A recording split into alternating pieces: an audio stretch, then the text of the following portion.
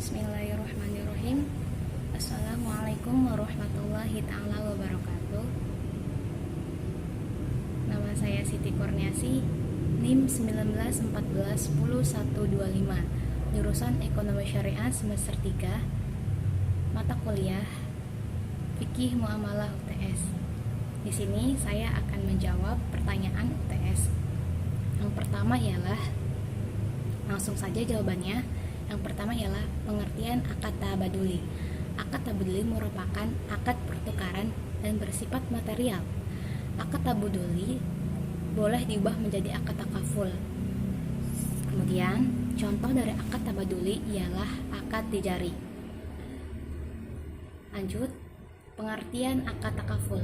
Akad takaful berasal dari kata kafalah yang berarti tolong-menolong, memberi nafkah, dan mengambil alih perkara.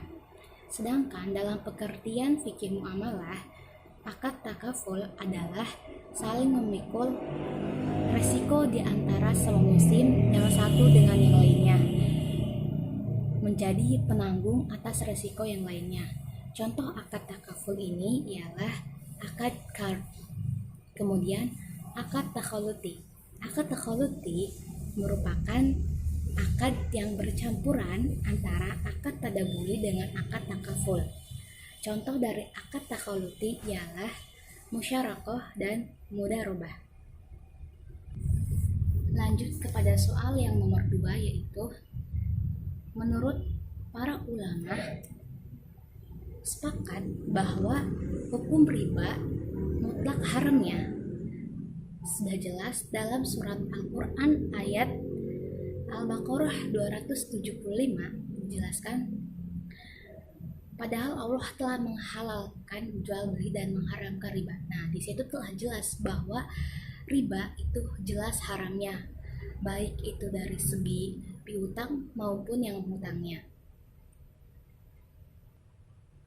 Kemudian lanjut kepada soal nomor 3 bagian A, yaitu tentang anak kecil yang yang dipertanyakan tentang jual belinya. Nah, menurut ulama fikih sepakat bahwa orang yang melakukan jual beli harus sesuai dengan memenuhi syarat tertentu. Kemudian menurut Imam Syafi'i bahwa transaksi jual beli dari anak yang masih di bawah umur dianggap tidak sah karena tidak memiliki kelayakan penjual maupun sebagai pembeli.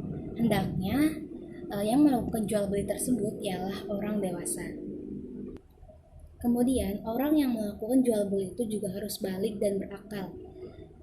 Apabila orang yang berakal itu masih mumayyiz, maka jual belinya juga tidak sah sekalipun mendapat izin dari kedua orang tuanya. Kemudian menurut ulama Malikiyah mensyaratkan akid atau syarat jual beli bagi anak kecil harus berakal, yakni sudah mumayyiz, anak yang besar dan berbicara sudah dipahami, dan kemudian minimal umur 7 tahun serta balik. Kemudian lanjut ke nomor 3 bagian B, itu tentang kotoran sapi yang diperjualbelikan. Menurut Imam Syafi'i, menjual kotoran sapi dan kambing hukumnya haram, dan menurut mazhab Hanafi dan ulama lainnya hukumnya ialah mubah. Sedangkan ada sebagian ulama yang berpendapat boleh membelinya akan tetapi tidak boleh menjualnya. Kemudian lanjut kepada nomor 3 bagian C, yaitu tentang kasus yang seperti reseller. Nah, kita ambil contohnya seperti reseller dan yang lainnya. Kasus ini seperti kasus reseller, ada untuk hukum seperti jual beli reseller ini, para ulama sepakat membolehkan disebabkan karena barang sudah menjadi milik supplier. Namun untuk dropshipper terjadi perbedaan hukum. Ada yang mengizinkan dan ada pula yang tidak mengizinkan. Para ulama sepakat melarang atau mengharamkannya kecuali mazhab Imam Hanafi dan mazhab Imam Maliki. Kita lanjut teman-teman kepada nomor 3 bagian D, yaitu tentang istisna. ulama Hanafi juga berpendapat bahwa eh, tidak membolehkan istisna karena barangnya belum ada. Terus kemudian Imam Hanafi atau bukan, maksudnya Imam Maliki dan Imam Syafi'i berpendapat bahwa istisna diperbolehkan karena berdasarkan diperbolehkannya akad salam, dan itu juga berlaku kepada khiyar syarat.